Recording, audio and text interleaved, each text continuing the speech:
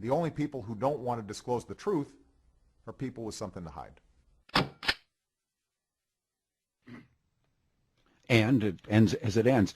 When that blows up, then the Clinton-Obama connection decides they need an excuse. Correct. And they come up with a never seen film. Yeah, they can't admit that the new Libyan government that they helped bring to power was under threat because of America's alliance with the Islamist al-Qaeda groups.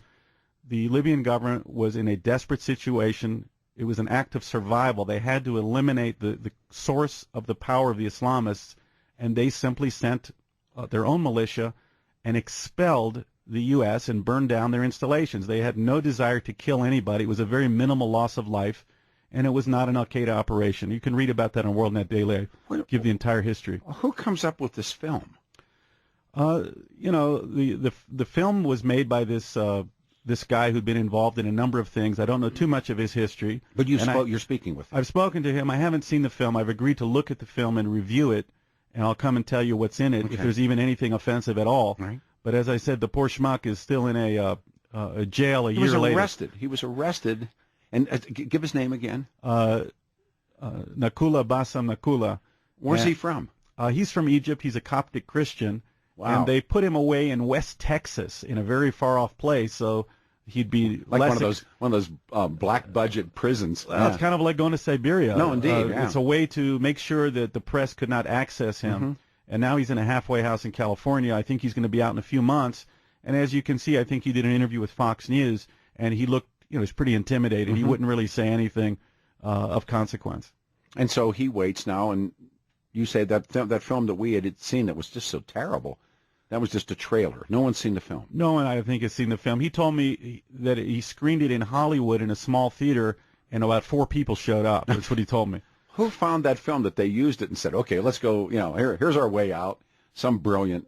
Who knows? It could have been that. It could have been anything. If they want an excuse, they can come up with an excuse, and it seems to be working. People bought that. And as you mentioned, we talked about this, the president goes to the UN. Yeah. And they take newspaper ads out in Pakistan in papers. Well, they took out television ads. Of course, Hillary Clinton went on TV and apologized and said we had nothing to do with this video, as if anybody really cared. So it is just disturbing that a false narrative that is so transparent and silly is the actual policy of the government, and there's no one to hold them accountable except for you, Peter. And you and a handful of others, but we're just talking to each other. Yeah, well, not anymore. Okay, not anymore. But the point you make is well taken. We were talking about Bill O'Reilly. We're talking about the mainstream press. I watched Brian Williams. I mean, sometimes I think Brian Williams couldn't hit himself in the rear end with both hands at the same time. I mean, the lay-down interviews and all this kinds of stuff. And I watch it all the time in Denver. Nobody wants to, gee, how about the mayor? No, not a chance. How about a governor? No, it ain't going to happen. But nobody gets to ask the question. So nobody's going to get close enough to ask any of these questions, are they? Unfortunately not. I mean, even if you do ask a question, they simply ignore it or laugh it off. So this is the challenge of today, is to recreate a citizen media. I'm doing it through filmmaking and through spreading the message that let's just look at the simple truth and not buy into these false narratives anymore. And I've asked, obviously, permission here and been granted it. And even at Brand X, it was like, take some chances, run it out there, see what happens. So what percentage of people believe, before we move into why you're here in the new film, believe Barack Hussein Obama really is Barack Hussein Obama as he says he is? There's 2 levels. I think most people, if you ask them, they'll say there's some things about him that are not right, and that when you push that, you get to the next level, which is whether or not they care. And a large group of them do care. They do care that this is not acceptable, that it's a false narrative, that he has a different background, and the agenda that he's forcing on the American people is reflective of his real background. Then you have the people that are the so-called low information voters that, yeah, they know something is wrong about his background, but he's cool. They like him. They like Michelle. They like one of his false narratives. He wants to help middle-class families. Middle-class families. That's as far as it goes. If you look in reality a little deeper, his goal is to eliminate the middle class, to create a permanent lower class. That's their game plan, and that's what they're up to. Do you believe, as I believe, that we have seen our last Republican president? Now, you're younger than I am. I think at my age, I very well have seen my last Republican president. Well, these socialists and Marxists out of Chicago have a formula that they followed. It started with Obama with Project Vote. It has to do with, a lot of it has to do with voter fraud. It has to do with manipulating the system. They were very confident that they would win this last election. Did Barack Obama vote or not vote? I've read different theories that he didn't even vote. For the first time ever, usually you see a candidate, the President of the United States, that you see him voting on Election Day. First time ever, and this revealed their game plan.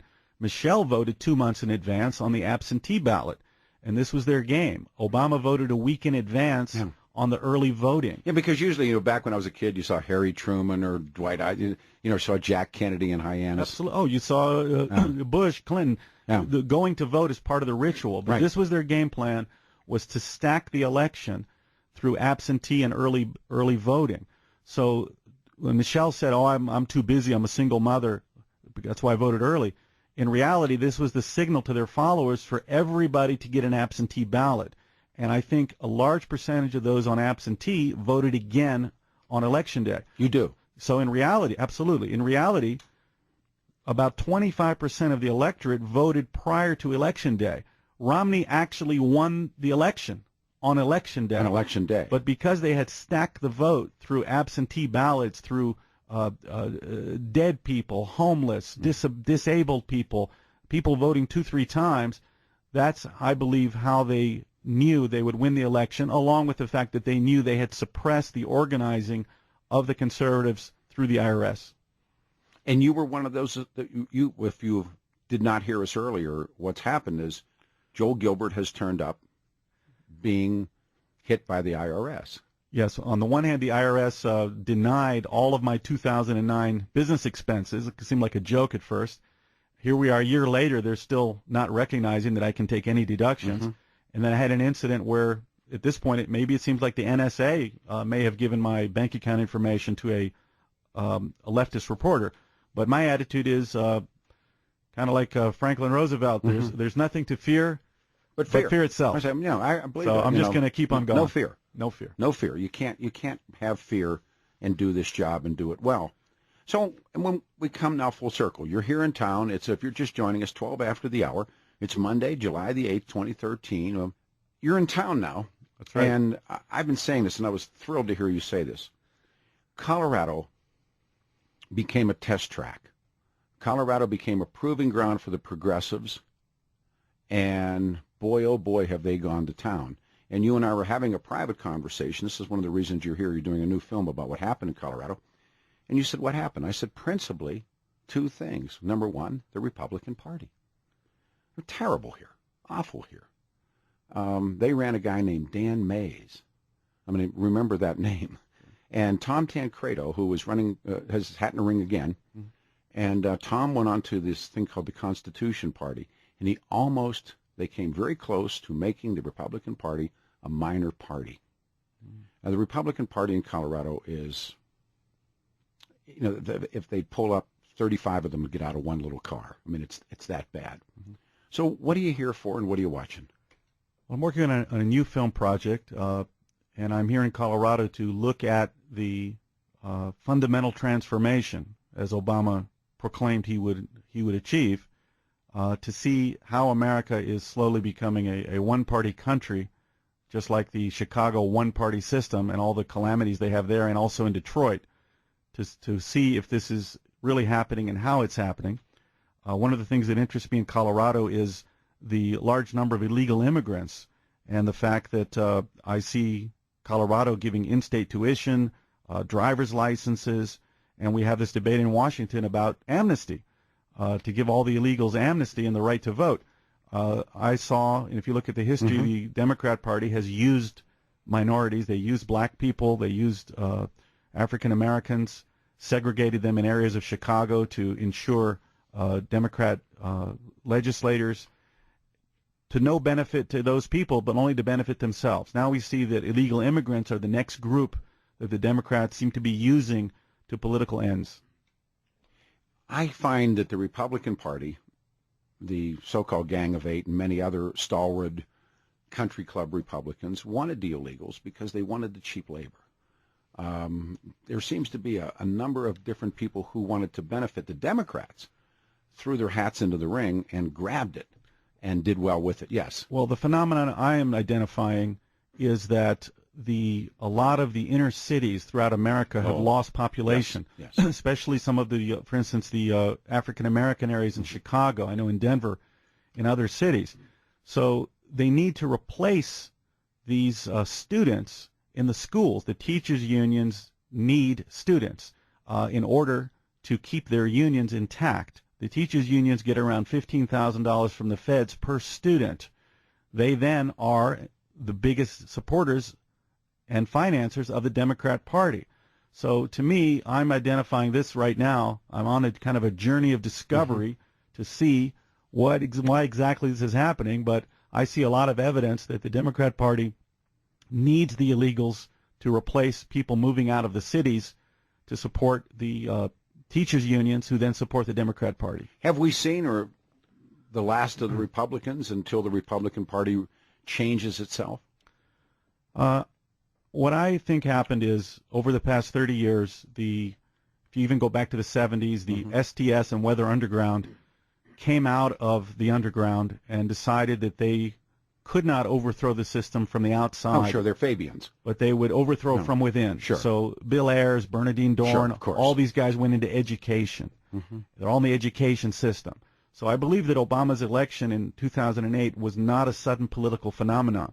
I think it was a result of an American socialist movement that was penetrating the media, entertainment, and the economy and universities for about 3 or 4 decades.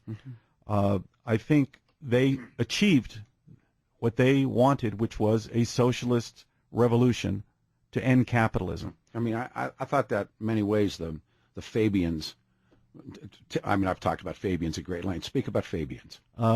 Well, these are the guys that wanted to, in a stealth manner, use education and then to transform all the culture of society to then simply transform the politics. So I would say that they said we don't have to be Bolsheviks. Correct. Yeah. So they have achieved and are well down the road to achieving their revolution to end capitalism. I think since they achieved their revolution to end capitalism, have they achieved it? I think they're well on the way, and I don't see a lot of things stopping them. Show me the Republican stalwart out there, Joel. You go, here's the man or here's the woman. I think it's not going to be one person. I think it's going to be a movement. So I do as well. I am calling for, today, on your radio show, a counter-revolution of true American patriots who will oppose this radical Marxist agenda and go back to the true founding principles of the Constitution. See, and I'm with you that it's going to take a tsunami. It's going to take something. But right now, here in Colorado, and this is where you're going to focus, is the progressive grab. But that happened because of the Republican Party. I mean, the things, what did Joseph Heller say? Something happened. And what happened was the total laydown of the Republican Party, the loss of so many, I mean, until they started going into the country clubs and finding these candidates and going to the Coors brothers, and they ran as, in tandem and those kinds of things. And I've said this, where is the Ronald Reagan? Where is the guy that, he really, I mean, Reagan is a poor kid. I mean, there was no gold spoon in Reagan's mouth. Well, if there is one transcendental figure that comes forward and is able to galvanize American patriots, that would be wonderful. I think it probably will take an entire movement. But mind you, the movement was suppressed by the IRS on the one hand. I agree. That was a hit.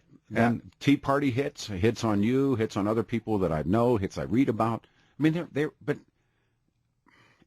and so it goes, right, as Kurt Vonnegut said. This is what these guys do. This is what they do. The game plan is there. Unfortunately, the results, you don't have to look far back in history to see the results turn into economic ruin and eventually physical destruction of the populations that are controlled by these Marxist models. The only people who don't want to disclose the truth are people with something to hide.